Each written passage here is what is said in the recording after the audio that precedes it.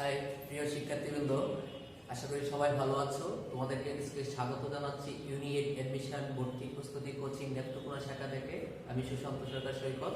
তো তোমরা সবাই অনেকে আমাকে প্রশ্ন করে থাকো যে ভাইয়া কি করে হচ্ছে আমরা প্রস্তুতি নিব এবং কোথায় প্রস্তুতি নিব, কিভাবে হচ্ছে আমাদের পড়তে হবে, তাই না? তো এভরিথিং হচ্ছে তোমরা আমাকে জিজ্ঞাসা করে থাকো। সেই জন্য আজকে তোমাদের বোঝার সুবিধার্থে তোমাদের যাচাই করার জন্য এবং হচ্ছে তোমরা কি পাচ্ছ, কোথায় যাচ্ছ এবং কি করে হচ্ছে পড়তে হবে সেই বিষয়গুলো নিয়ে তোমরা অনেকে চিন্তিত আছো আশা করি। তো আজকে তোমাদের সামনে হচ্ছে আজকে একটি বাংলা একটা ডাইনামিক একটি টপিক আজকে আমি উপস্থাপন করতে যাচ্ছি। তো সেটা তোমরা অলরেডি বোর্ডে লেখা আছে, তোমরা দেখে নাও কি লেখা আছে, নথ্যবিধান। হ্যাঁ, তোমরা অনেকেই নথ্যবিধান সম্পর্কে জানো এবং পড়েছো এবং বিগত সালে অনেকগুলো হচ্ছে এখান থেকে কোশ্চেন এসেছে পরীক্ষায়, কিন্তু তোমরা কিন্তু প্রপারলি আনসার করতে পারো নাই। তো আশা করি আজকের এই ভিডিওটি দেখার পরে তোমাদের যে ভুল ভ্রান্তি ছিল নথ্যবিধান নিয়ে এবং নথ্যবিধান থেকে হচ্ছে প্রশ্ন আনসার করতে গিয়ে তোমরা অনেকেই কনফিউজড হয়ে যাও, সেই যে কনফিউশনটা দূর হয়ে যাবে এবং প্রপারলি তোমরা সবাই আনসার করতে হবে। সেই জন্য ভিডিওটি প্রথম থেকে এবং লাস্ট অবধি পর্যন্ত দেখতে হবে। ভিডিওটি কিন্তু টানা যাবে না। আমি আবারও বলছি, ভিডিওটি না টেনে পুরোপুরি ভিডিওটি যদি দেখে থাকো তাহলে আশা করি এই একটি মুভির মাধ্যমেই তোমাদের কিন্তু ক্লিয়ার হয়ে যাবে। তো আমি তোমাদেরকে দেখাচ্ছি একটি মুভি, জাস্ট একটি মুভি দেখবে তোমরা এবং সেই মুভির মাধ্যমে কিন্তু সকল সমস্যার সমাধান হবে। সকল সমস্যার সমাধান হবে কোন বিষয়ে বলতো? শুধু নথ্যবিধান বিষয়ে সকল সমস্যার সমাধান হয়ে যাবে আশা করি। তো দেখো, আমি এখানে লিখেছি নায়ক, ভিলেন, নায়িকা। অবভিয়াসলি তোমরা সবাই জানো নায়ক, ভিলেন, নায়িকা ইকুয়াল হচ্ছে কি মুভি। হ্যাঁ, এই জন্য আমি বলেছি রাইট যে তোমাদেরকে আমি একটি মুভি দেখাচ্ছি এবং সেই মুভিটা তোমরা প্রথম থেকে শেষ পর্যন্ত দেখতে হবে এবং দেখবে সবাই আশা করি। তাহলে এই যে নায়ক, ভিলেন, নায়িকা ইকুয়াল হচ্ছে, আমি মুভিটার নাম দিলাম বাংলা মুভি। কি মুভি? বাংলা মুভি। তাহলে দেখো, এই বাংলা মুভিটা যদি তোমরা দেখো তাহলে সবাই হচ্ছে নথ্যবিধান সম্পর্কে যতটুকু কনফিউশন আছে দূর হয়ে যাবে। কিভাবে হবে? দেখো, এই পাশে আমি লিখেছি হচ্ছে নায়ক। দেখো কি লিখেছি? নায়ক।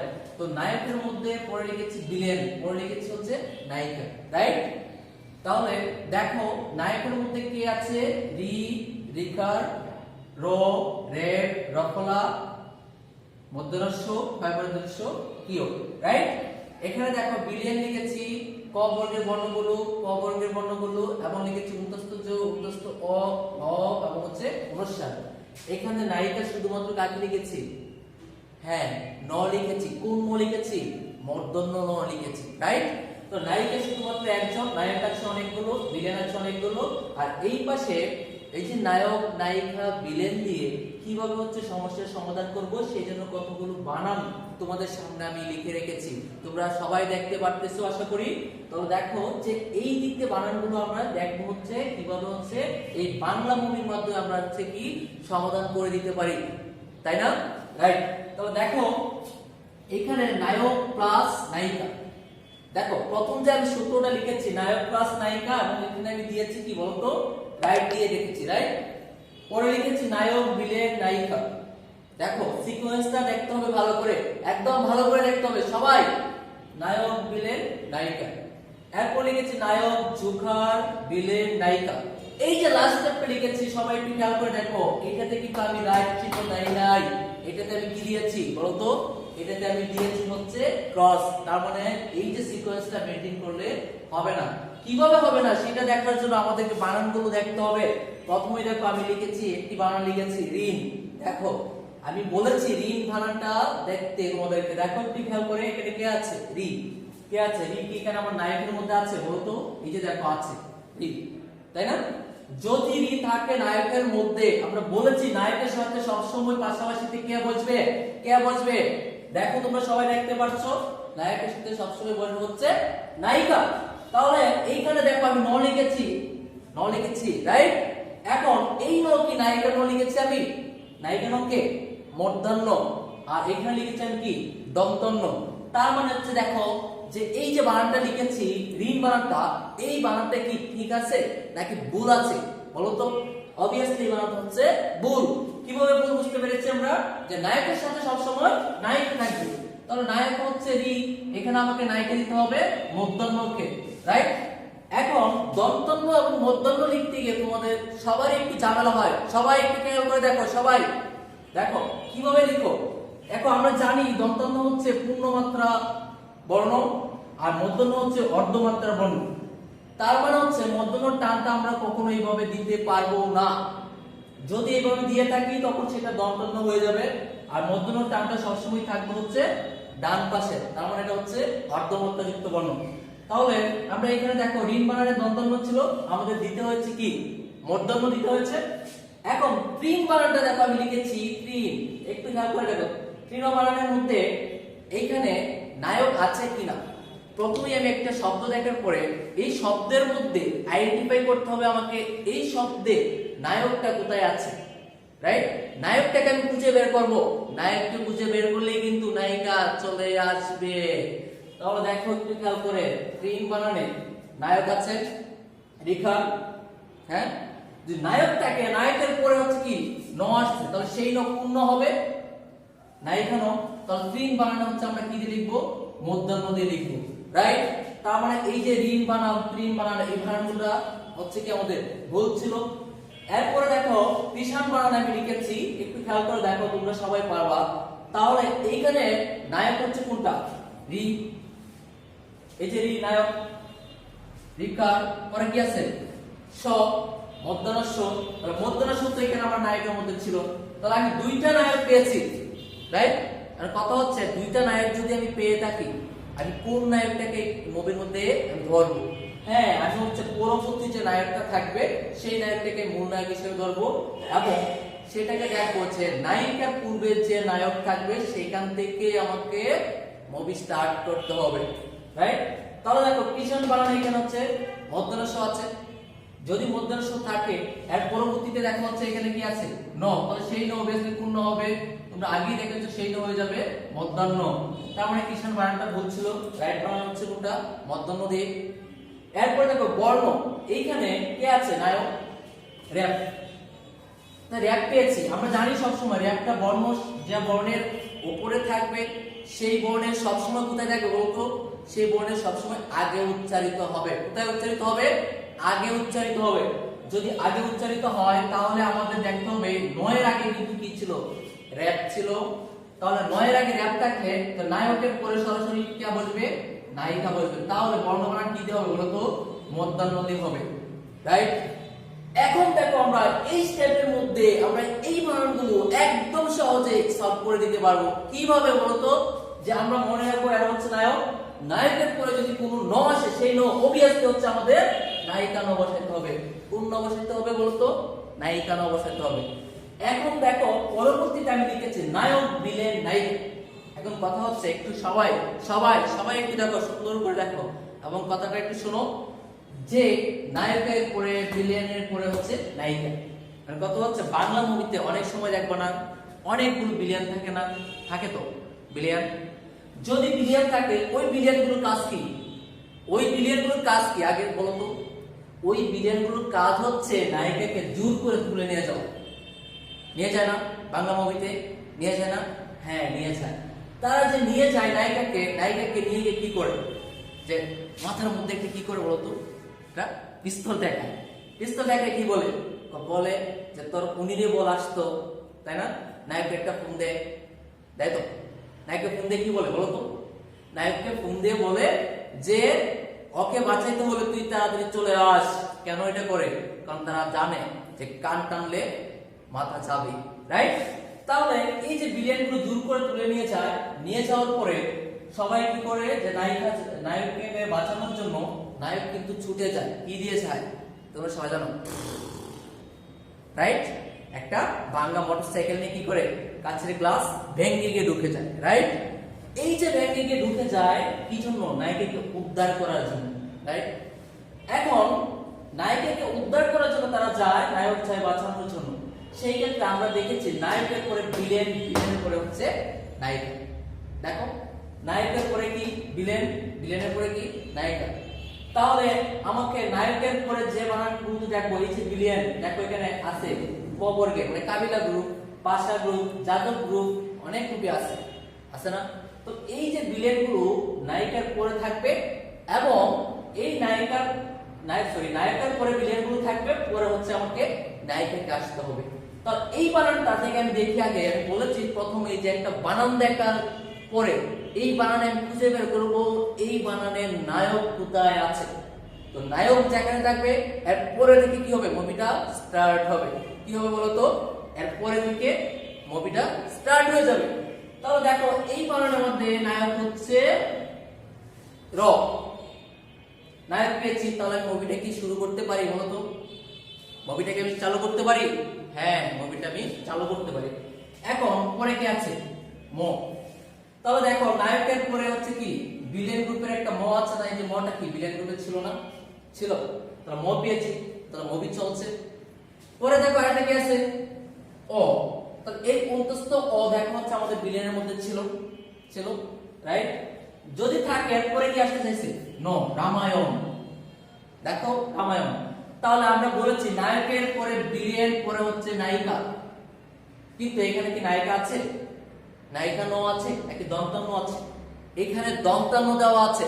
তাহলে তোমরা সবাই বলো তো এই বানানের এই সিকোয়েন্সটা মেইনটেইন করে কি চলেছে?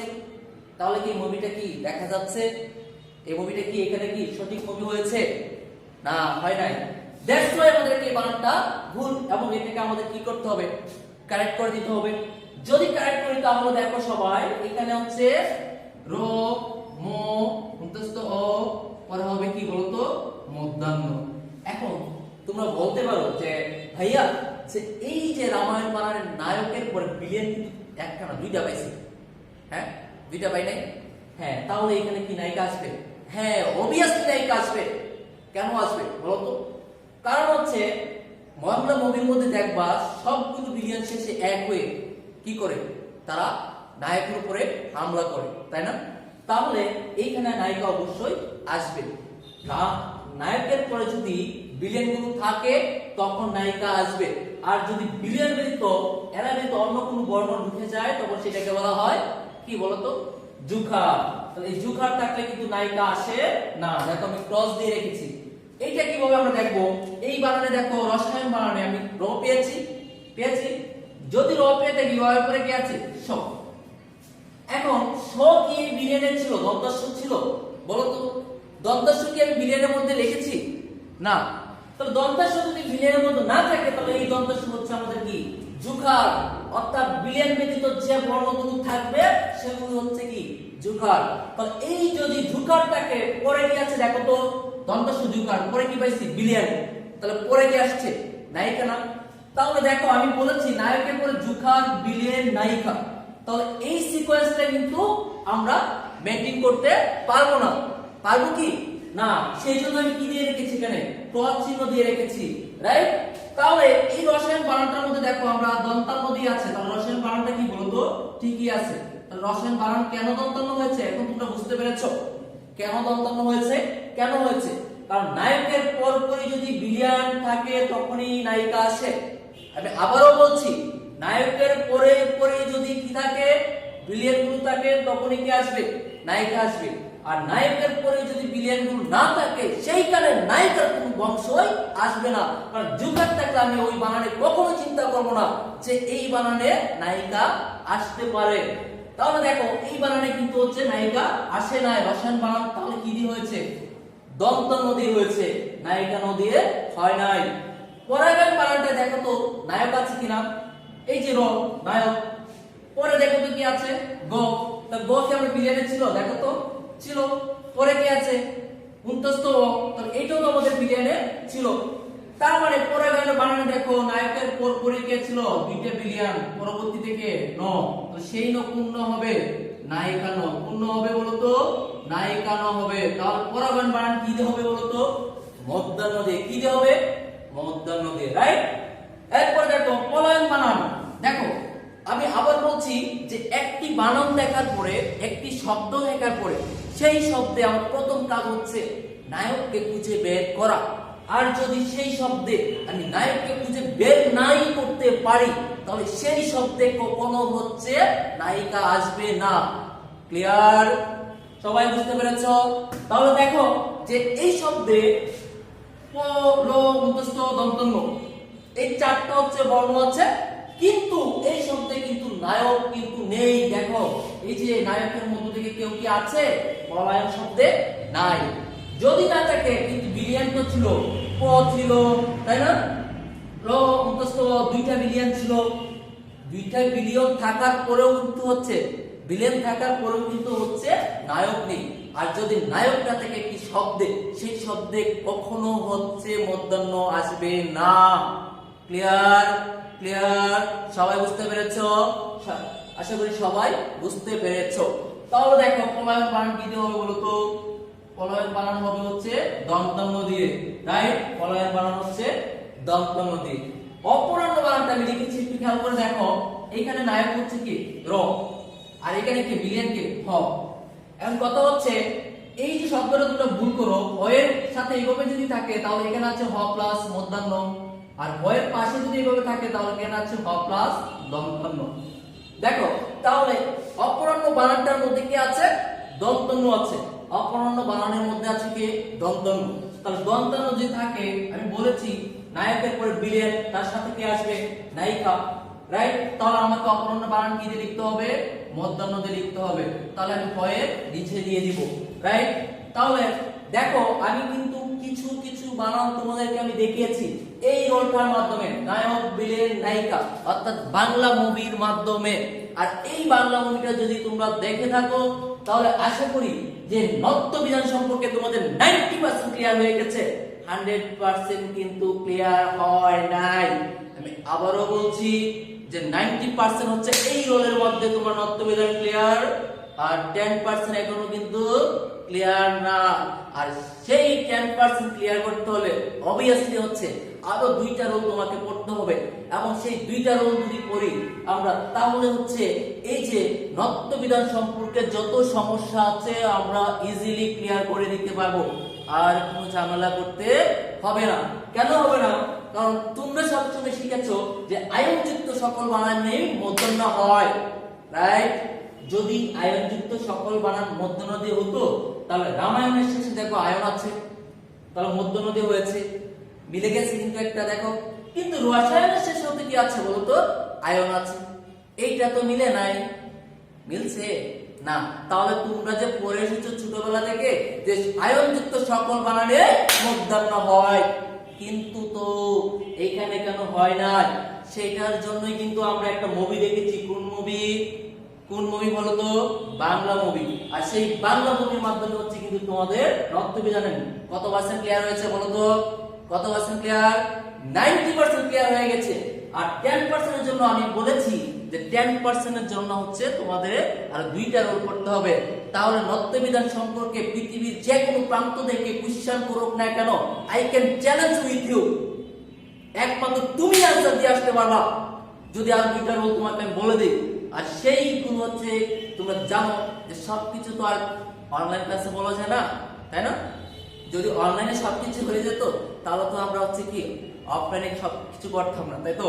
তো সেই জন্য হচ্ছে দুইটা রোল লিখে দিলাম, পরবর্তীতে তোমাদেরকে দেওয়া হবে। এবং হচ্ছে ক্লাসে যখন আমি পড়াই তখন কিন্তু হচ্ছে আরো হচ্ছে উদাহরণ দিয়ে তোমাদেরকে পড়াই, তো সেটা তোমরা সবাই জানো। কিন্তু অনলাইনের জন্য হচ্ছে কি সংক্ষেপে তোমাদেরকে ভিডিওটা দেখালাম, এবং আশা করি যদি এই ভিডিওটা দেখতে পারো তাহলে তোমার জন্য হচ্ছে অনেক উপকার হবে।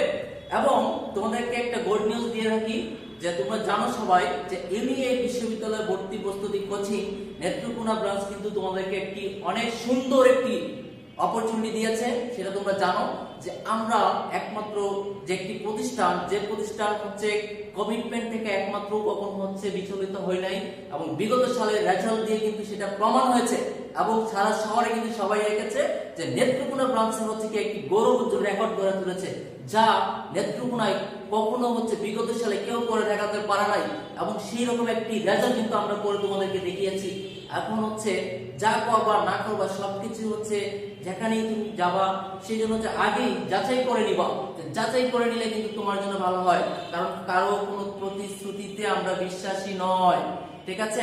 আমরা সবসময় কি ফলাফলে বিশ্বাসী, সেটা জানো তো।